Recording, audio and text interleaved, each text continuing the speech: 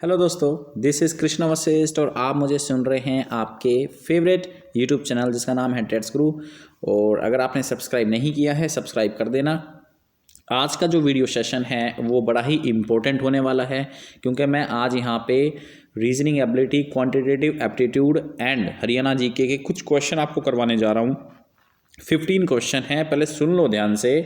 ये जो question paper मैं करवा रहा हूँ ये एस्टेट का टीजीटी लेवल का क्वेश्चन पेपर है जो कि 2019 में कंडक्ट हुआ था।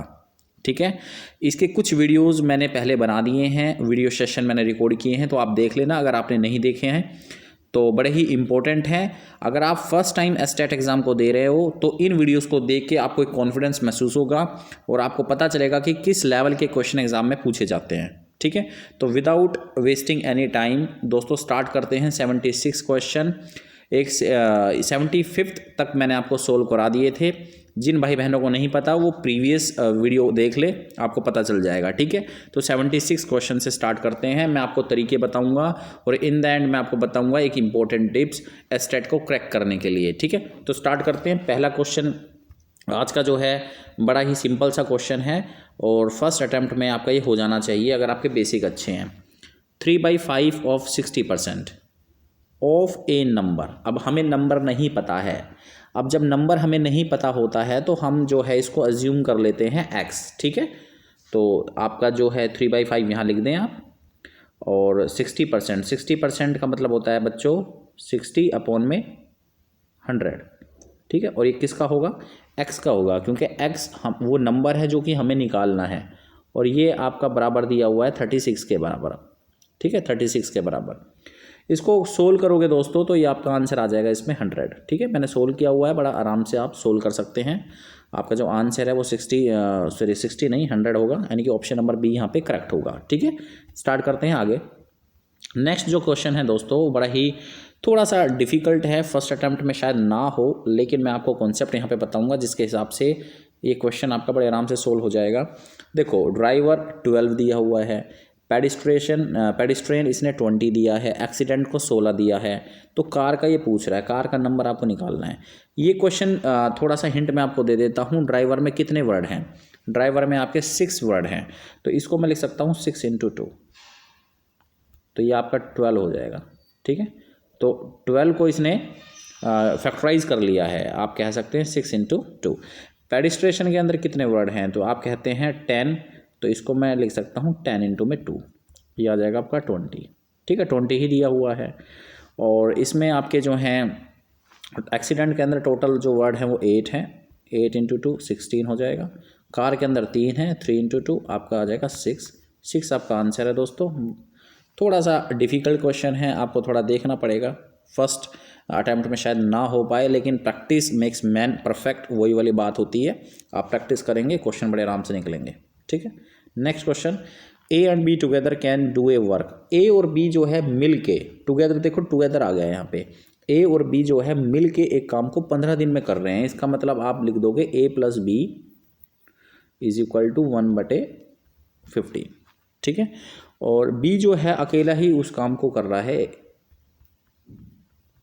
20 दिनों में, इसका मतलब 1/20 हो जाएगा। a + b मतलब जो ये वर्क टाइम एंड वर्क के क्वेश्चन होते हैं, इसमें हम जो है आप जो भी दिन आपको दें उसका आप अपॉन में कर दिया करें। ठीक है, तो a + b 1/15 होगा और b जो होगा 1/20 होगा। अब देखो दोस्तों सिंपल सी बात है, इसमें पूछा है कि भाई a अकेला ही उस काम को कितने दिन में करेगा। तो देखो अगर आप a + b यानी कि दोनों का जो मिला हुआ वर्क है उसमें से अगर b का वर्क निकाल देंगे तो सिंपल सी बात है a का ही बचेगा।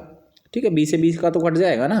तो अब आप क्या करेंगे, 1/15 और माइनस में 1/20 और इसको सोल्व कर लेंगे। मैंने सोल्व किया हुआ है तो जल्दी से लिख देता हूँ। 60 इसका LCM आ रहा है, LCM लोएस्ट कॉमन फैक्टर और जो मल्टीपल और 15 × 60 और 20 × 30 60, 1/60। तो ये ए का जो है एक दिन का काम है, तो टोटल कितने दिन में पूरा करेगा? वो 60 डेज़ में पूरा करेगा। तो जो 60 है इसके अंदर आपका आंसर आ जाएगा। ठीक है, बड़ा ही सिंपल सा क्वेश्चन है, ये बड़े आराम से हो जाना चाहिए। ठीक है, तो चलते हैं नेक्स्ट क्वेश्चन की तरफ। नेक्स्ट क्वेश्चन थोड़ा सा आपको पहले वर्ड समझने हैं, उसके बाद फिर ये सोल्व होगा। Anil is standing at 16th position. Anil जो है वो स्टैंड कर रहा है 16 पोजीशन पे फ्रॉम लेफ्ट। ठीक है, यहाँ पे ये इंपॉर्टेंट है, फ्रॉम लेफ्ट। लेफ्ट के लिए आप ये एरो लगाओगे और राइट के लिए ये एरो लगाओगे, याद रखना है। ठीक है, 16th position from left end in a row of boys. Vikas is at 18th position from the right. Vikas खड़ा है फ्रॉम द राइट और अनिल खड़ा है फ्रॉम द लेफ्ट। बीच में गोपाल है, Gopal is 11th from Anil towards right and 3rd from Vikas towards right hand. Okay, how many boys are standing in the row. आपको total boys निकालने हैं, तो इसका तरीका मैं आपको बताता हूँ। देखो, थोड़ा सा आपको ध्यान से समझना है। सबसे पहले एक लाइन खींच दें और सबसे पहले देखो अनिल जो है, अनिल वो 16 पोजीशन पे खड़ा है। अनिल कहाँ पे खड़ा है? 16 पोजीशन फ्रॉम लेफ्ट। मैंने बोला था लेफ्ट के लिए आप ही लगाओगे। अच्छा, अब विकास की बारी है, तो विकास को हम खड़ा कर देते हैं 18th पोजीशन पे फ्रॉम राइट। राइट के लिए ये एरो लगा दें। अच्छा, अब गोपाल का देखते हैं, जो तीसरा बच्चा है वो खड़ा है आपका, Gopal is 11th from Anil towards right and 3rd from Vikas towards right तो अब देखिए यहाँ पे बड़ा ही हम इस चीज़ को पकड़ते हैं कि जो गोपाल है वो 3rd पोजीशन दूर है विकास से टूवर्ड्स राइट। तो टूवर्ड्स राइट में मतलब हम क्या करेंगे, हम कर देंगे 1 2 और यहाँ पे गोपाल खड़ा है, ठीक है, टूवर्ड्स राइट। याद रखना, टूवर्ड्स राइट, इसलिए मैंने राइट में खड़ा किया है गोपाल को। यहाँ पे अनिल है, यहाँ पे विकास है और यहाँ पे है गोपाल। अब जरा एक बात बताओ कि 18 और 11 के बीच में कितने बच्चे खड़े हैं? तो आप कहोगे सर जी 18 और 11 के बीच में 7 बच्चे खड़े हैं। ठीक है, तो इसका आंसर बन जाएगा, आप ऐसे क्वेश्चन में क्या कर दिया करो, 16th प्लस में 18, यानी कि 16th प्लस में 18 और इसमें जोड़ दें 7 बच्चों को, तो आपका जो आंसर आ जाएगा वो हो जाएगा 41। आपका क्या आंसर आ जाएगा? 41। ओके, तो इस तरीके से मैंने सॉल्यूशन बताया है। थोड़ा सा दिमाग लगाओ इसके अंदर और बड़े आराम से इस क्वेश्चन को आप सोल्व कर सकते हैं। ओके, सॉल्यूशन मैंने आपको बता दिया है, you can take even snapshot. Okay, चलिए नेक्स्ट क्वेश्चन सोल्व करते हैं। Which of the following is a leap year. देखो लीप ईयर क्या होता है, देखो बच्चों लीप ईयर क्या होता है कि लीप ईयर जिसमें 29 डेज हो फरवरी मंथ में, 29 डेज हो फरवरी मंथ में। ठीक है, कितने डेज हो? 29, वैसे तो 28 होते हैं। तो ये जो लीप ईयर होता है ये हर 4 साल बाद आता है। कितने बाद आता है? 4 साल बाद आता है। यानी कि अब जैसे फॉर एग्जांपल अगर मैं आपको शॉर्टकट बताऊं, ठीक है, मैंने लीप ईयर तो बता दिया। लीप ईयर क्या होता है, हर 4th ईयर में, हर 4th ईयर के बाद जो ईयर रिपीट होता है उसमें 29 डेज होते हैं फरवरी मंथ में। ठीक है, अब अगर हमें कोई ये ईयर दे दे तो ये किस तरीके से पहचाना जाता है कि भाई वो लीप ईयर है या नहीं है? सिंपल सी बात है, आप वो अगर कोई भी ईयर दे दे उसको 4 से डिवाइड करो आप। अगर 4 से वो डिविजिबल है तो इट मीन्स वो लीप ईयर है। तो इसमें आप देखोगे कि ये जो आप देखोगे जो 2000 है ये आपका 4 से डिविजिबल है डायरेक्टली। ठीक है, तो डी इसका जो है आंसर हो जाएगा। बड़ा सिंपल सा क्वेश्चन है, आपको अगर इन्फॉर्मेशन पता है तो बड़े आराम से इस क्वेश्चन को आप फाइंड आउट कर सकते हैं। ठीक है, चलिए आगे चलते हैं। How many administrative divisions are there in Haryana. देखो हरियाणा के अंदर कितने एडमिनिस्ट्रेटिव डिवीजन है। देखो सबसे पहली बात, अगर आपको हरियाणा जी के पढ़नी है तो उसमें आपको हरियाणा का बेसिक पढ़ना पड़ेगा। कुछ चीज़ें मैं आपको बता देता हूँ, जैसे स्पोर्ट में से एक क्वेश्चन आता है, लेटेस्ट जो स्पोर्ट्स हो रहे हैं, और वैसे अभी कोविड-19 की वजह से तो कोई स्पोर्ट्स हो ही नहीं रहा है, लेकिन शायद लास्ट ईयर का पूछ ले आपसे। और आपका एक स्टेट एनिमल, स्टेट बर्ड जो होते हैं, एक क्वेश्चन यहाँ से आता है। और आपका जो है जैसे हरियाणा जो स्टेट है, जो आपकी असेंबली होती है स्टेट असेंबली, उसमें से एक क्वेश्चन पूछ सकता है। तो इस तरीके से एक एक क्वेश्चन बटा हुआ होता है। ठीक है, एक क्वेश्चन हरियाणा जो पुराना हरियाणा का टाइम है, एंशियंट टाइम ऑफ हरियाणा, वहाँ से वो पूछता है। तो इस तरीके से मैंने आपको बता दिया एक एक क्वेश्चन, जैसे जैसे मैं क्वेश्चन करवाऊंगा वैसे वैसे आपको आइडिया होता चला जाएगा। तो हरियाणा की जो एडमिनिस्ट्रेटिव डिवीज़न है दोस्तों वो है, उसमें 6 हैं। ठीक है, तो हरियाणा के अंदर जो एडमिनिस्ट्रेटिव डिवीजन्स हैं उसके अंदर 6 डिवीजन्स हैं टोटल मिला के, अगर हम बात करें तो ये आपका आंसर हो जाएगा। चलिए, तो ये आपका हो गया सारा का सारा। अब नेक्स्ट हम बात करते हैं क्वेश्चन नंबर 82 की। The city of Haryana which is not a part of national capital region, NCR, जिसको शॉर्ट में कहते हैं NCR, आपने नाम भी सुना होगा। अब जो गुड़गांव के वासी हैं, गुरुग्राम के वासी हैं, वो उनको पता ही होगा कि बेसिकली गुड़गांव का नाम अब गुड़गांव नहीं है, गुरुग्राम है। तो जो गुरुग्राम है वो NCR का एक पार्ट है, NCR नेशनल कैपिटल रीजन का एक पार्ट है। ऐसे ही फरीदाबाद भी है। तो ये क्वेश्चन बड़ा ही इंपॉर्टेंट है, आता है पेपर में। फरीदाबाद, अब देखो यहाँ पे पूछ रहा है इनमें से कौन सी सिटी ऐसी है जो NCR का पार्ट नहीं है। देखो गुरुग्राम NCR का पार्ट है, फरीदाबाद है, सोनीपत भी है इवन, ठीक है, जो दिल्ली से कनेक्टेड है, लेकिन जो हिसार है वो बिल्कुल ही अलग है। तो डी आपका आंसर है, ठीक है। तो NCR से रिलेटेड कौन कौन सी सिटी आती है हरियाणा की, वो आपको पढ़नी है। और उसके बाद मेट्रो कहाँ तक कनेक्टेड है हरियाणा में, आपको सिटी बता देगा, और एक सिटी ऐसी निकालनी पड़ेगी जहाँ पे मेट्रो नहीं है। तो वो वैसे क्वेश्चन भी आते हैं मेट्रो से related. Gurugram is related to which ancient guru, देखो एंशिएंट गुरु पूछ लिया इन्होंने, तो सीधी सी बात है द्रोणाचार्य, क्योंकि महाभारत तो सभी ने देखी होगी।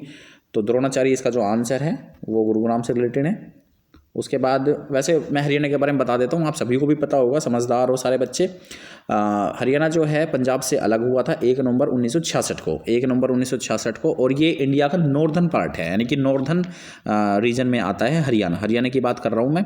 लिंग्विस्टिक बेसिस है, 2 लैंग्वेजेज यहाँ पे बोली जाती हैं, और मैंने NCR तो बता ही दिया, फरीदाबाद, गुरुग्राम, ये NCR रीजन में आते हैं। और जो आपका फरीदाबाद है वो मोस्ट पॉपुलस सिटी है, यानी कि मोस्ट पॉपुलेशन है वहाँ पे। और जो गुरुग्राम है आपका वो है फाइनेंशियल हब के तौर पे अगर देखा जाए तो सबसे ज़्यादा फाइनेंशियल रेवेन्यू यहाँ से जनरेट होता है। उसके बाद बात करते हैं who is a brand ambassador of Beti Bachao Beti Padhao. ये बहुत ही इंपॉर्टेंट है, हरियाणा की कोई स्कीम होगी जो हरियाणा गवर्नमेंट की तरफ से चलाई जा रही है पॉलिसी, उससे रिलेटेड एक क्वेश्चन आता है, यानी कि BBBP, ठीक है। ये बेटी बचाओ बेटी पढ़ाओ, ये हरियाणा रोडवेज में स्लोगन आपने देखा होगा कई बार। कैंपेन, जो ये कैंपेन चला रखा है हरियाणा के अंदर, उसके ब्रांड एम्बेसडर कौन है? तो सीधी सी बात है भैया, साक्षी मलिक। साक्षी मलिक जो है, जिन्होंने 2016 में ब्रोंज मेडलिस्ट जो रही हैं ओलंपिक में, इन्होंने जो कांस्य पदक जीता था, साक्षी मलिक वो हैं, और इनको ब्रांड एम्बेसडर बनाया हुआ है किस कैंपेन के लिए? बेटी बचाओ बेटी पढ़ाओ कैंपेन के लिए, ठीक है। उसके बाद the district which does not share boundary, boundary से भी क्वेश्चन आते हैं, आपको डिस्ट्रिक्ट दे देंगे 4 और पूछेगा कि कौन सी डिस्ट्रिक्ट जो है बाउंड्री शेयर करती है, कौन सी नहीं करती है, उससे रिलेटेड भी क्वेश्चन आते हैं।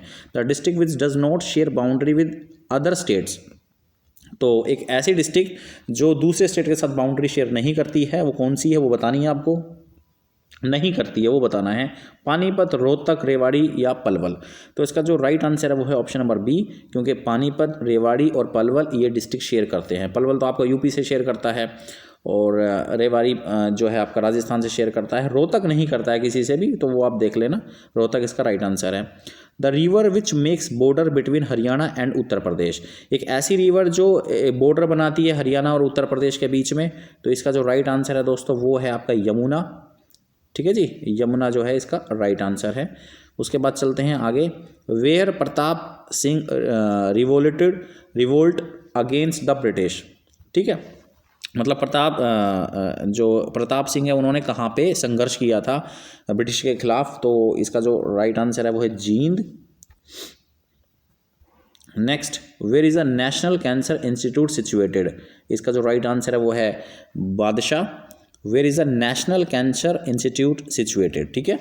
और उसके बाद नेक्स्ट चलते हैं हम, Sohna towns is famous for, Sohna town जो है वो 2 चीज़ों के लिए ज़्यादा फेमस है दोस्तों, एक तो हॉट वाटर स्प्रिंग के लिए और एक शिव टेम्पल के लिए, ठीक है। वैसे शिव नगरी कहते हैं सोहना को, और इसका जो राइट आंसर है वो हॉट वाटर स्प्रिंग,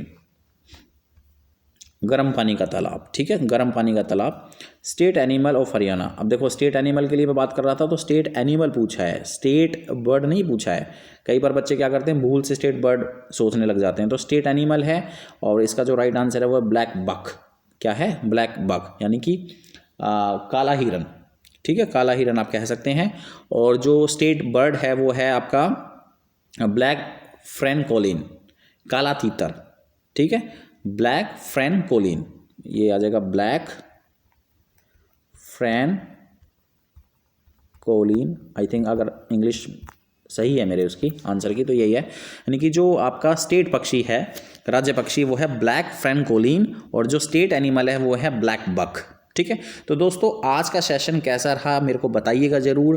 15 क्वेश्चन थे आपके ये, जो इस सेक्शन में करवा रहा था वो है reasoning ability, quantitative aptitude and Haryana GK. ठीक है, तो 10-10 क्वेश्चन होते हैं तीनों के, तो ये सारा सेक्शन हमने कवर कर लिया है। अब मैं मोस्ट प्रोबेबली आपको करवाऊंगा या तो मैथमेटिक्स का होगा सेक्शन, या फिर नेक्स्ट 2018 का क्वेश्चन पेपर लेके आऊँगा हरियाणा जीके का, जो भी रीजनिंग एबिलिटी का होगा या सीडीपी का होगा वो देख लेते हैं। तो बताइएगा, इस लेवल के क्वेश्चन आते हैं तो अपनी तैयारी इसी लेवल से रखना। ठीक है, इसी लेवल से रखना, और लास्ट ईयर के क्वेश्चन पेपर सोल्व करना बहुत ज़रूरी है।